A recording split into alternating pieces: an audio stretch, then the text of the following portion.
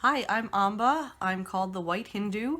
I grew up in an Advaitin family, so that is a branch of Hinduism that is focused on non duality. And I've been writing the White Hindu blog for 7 years as of this recording. And this is my husband. Hi, I'm Brad. I'm the White Hindu's husband. I have a background in Western philosophy, but also Eastern philosophy. I've studied a great deal of Buddhism in particular, but I consider myself Taoist. Of course, I don't think Taoism and Buddhism have any mutually exclusive parts, so I really consider myself both. And you'll find in these conversations, I like to be many things. And this is Garrick Ravi, our son. All right, I hope you will enjoy our silly conversations and a peek into our marriage, basically. So I think that the world is Maya, which is an illusion, but what it really is Brahma. So everything is actually made up out of God. All the particles, the God particles, if you will. You leave the Higgs boson out of this. What do you think? Um, I think rather than characterizing the whole of the world, one can characterize only their own experience. I think in that way the world is made up of moments and experiences. That's very not physical. Well, is it? It doesn't make a comment upon the physicality of the moment. It merely makes a comment upon the way that we interact with the moment. Okay, so you're saying the world is created out of moments. I'm Or are we saying not talking about creation? we're not talking about creation because we as finite beings can only understand the creation of our own experience. We can extrapolate to other things and we can use various methods for that, but that involves expanding our perception, whether through tools or through refinement. But that too is from our own perspective, which is in this moment alone. Okay, so like, what is this made out of? Well, it depends. It's made out of cotton. And what is cotton? Cotton is a plant. Okay, and that's it? That's all there is to it? It's just exactly what we call it? There's no deeper, like, thing that it is? Well, it's a thing of mine that I love that has relevance to me. Okay, so in relation to your experience, I've never thought about the world in that way. I don't Yeah, know. it's I mean it's existentialism sort of, but it's also a mix of process philosophy, understanding the world as an unfolding process rather than a group of physical things, or for that matter, spiritual dream things. I don't think it's, and I say dream things not to be insulting, just a lot of people use the analogy of us being Brahma's dream. Right, yeah, that makes sense enough to me. Yeah. Um, I mean, they say that Brahma wanted to experience things, wanted to experience, I guess, emotions, wanted to experience everything, and so created the world as a play to act that out. and I'm not against that as a worldview at all. So they can kind of both be true. Exactly. Exactly. Um, but I don't want to guess at things outside of the experiences that I can possibly have, which is not to say that I wish to remain ignorant, but once something gets beyond an ability to experience, I don't think it's relevant to our world. For example, if there are aliens which are invisible and inaudible and cannot in any way interact with us, then they don't matter at all. I still want to know about them. But you For can't know about curiosity's them sake. because you can't interact with them. and they're, by virtue of being non-interactable, they're irrelevant to our everyday life. Yeah, I suppose day to day, the world being made up of God doesn't necessarily impact me. It does in a way, because, like, it would influence how I treat things, how I interact with things, the respect that I would have for objects and nature and stuff like that, like the sort of reverence that one has for it. So that knowledge or belief of what the world is made out of changes the nature of the interaction. For me, I don't know that it does, because I go out into nature and I see a world of beauty that demands respect on its own, regardless of whether it's God or not. I go out into a crowd of people and I see a group of individuals who demand certain respect based on just being a group of humans. And some of them can lose that respect if they do some things, but there's basic rights that they deserve based on being human, and there's a basic, I'll actually say, a basic love that I have for each and every human and each and every animal that is inherent in my being and does not need to be informed, based on something's relative divinity or not. I don't know. It's not that I think I wouldn't have reverence, respect, and love for things if I didn't know that it was all God, but I think that the very reason that you feel that is a response to the divine that it has in it. And I don't think that is. And again, like you said, Yeah, it's maybe not relevant at all. It doesn't change or impact for you how you treat things. Yeah, but I was going to say, I don't think it's mutually exclusive. Mm-hmm. I go out and I see, an inherent respectability or lovability or beauty in the world, and you go out and you see God in all things. And what does that mean? It means people need to be respected, and nature needs to be appreciated. Yeah, you make it sound like, I don't know, like very prescriptive, I guess. Like we're coming at it from opposite directions, but I'm not pleased with the direction that you've given me. What do you mean? Like,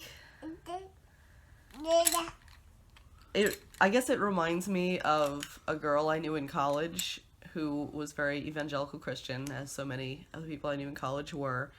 And she would get on the bus and go up to a stranger and say, "I love you. I love you because Jesus loves you."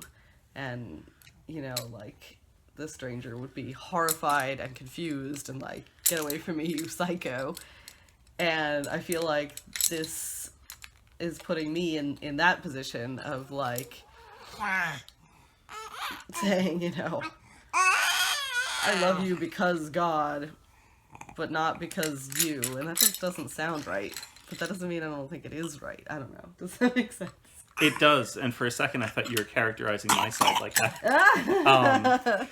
But I mean, that is just, how. Oh.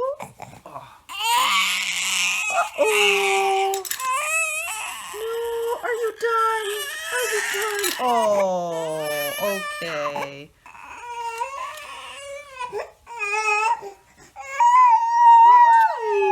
Oh. Pause for baby feeding. Okay, where were we? Oh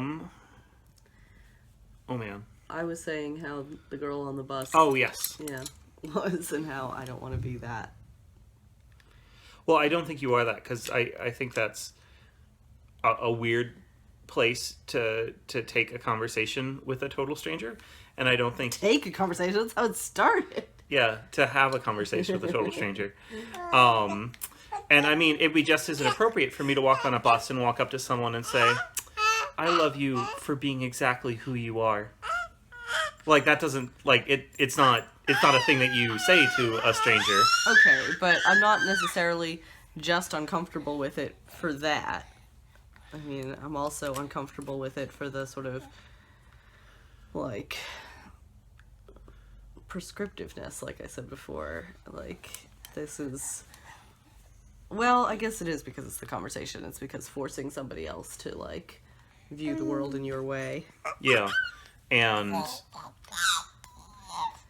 just, I suppose, my way, because it only ascribes goodness to a person being the way that they are, sounds more acceptable, because it's not saying that one particular or any group of gods that are part of one pantheon or another make you good.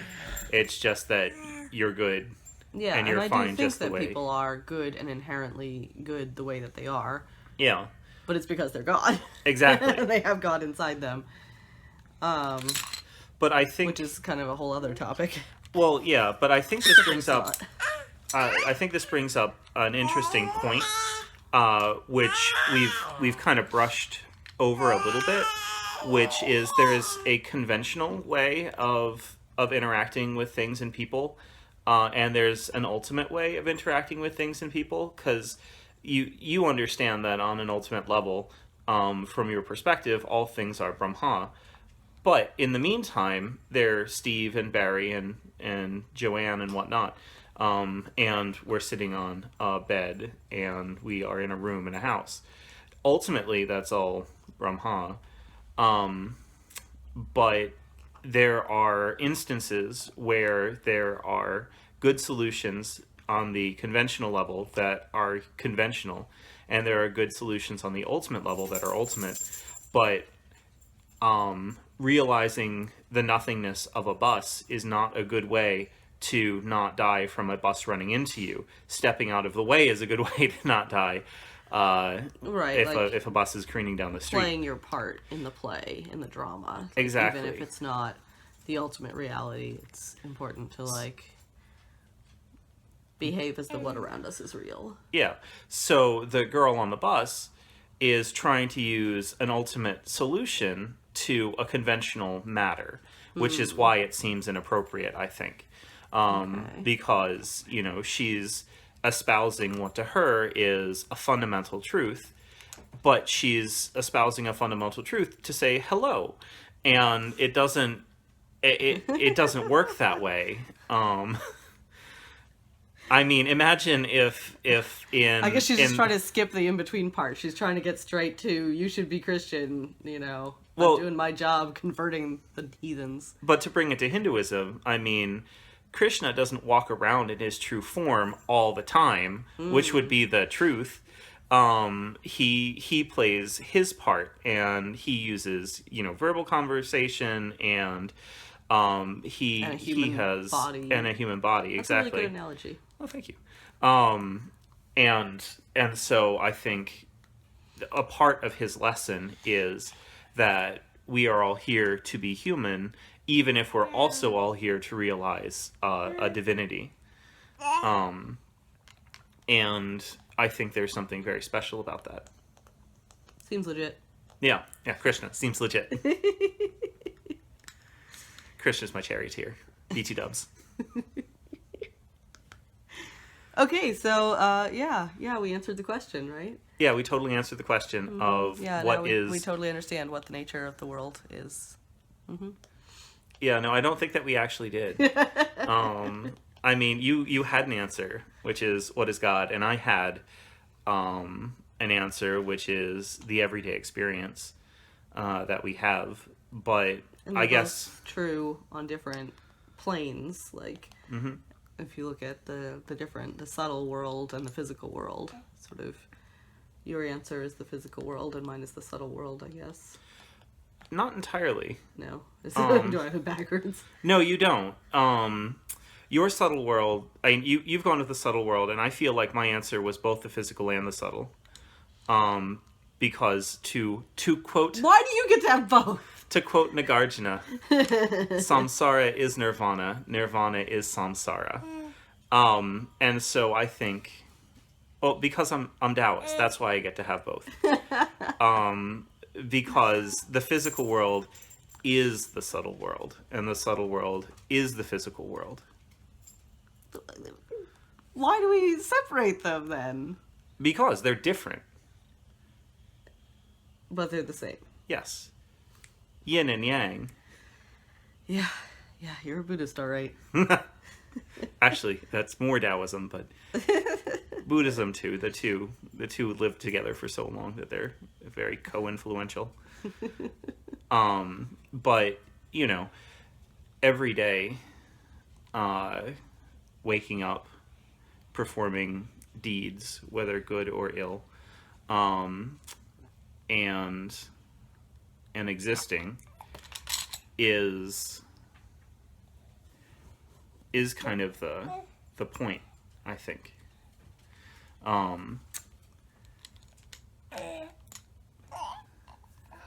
What do you think, Eric? Are you going to weigh in on this? Should you be the judge and say which one of us is right? Garrick. Hi, sweetie. Oh, you want the selfie stick now?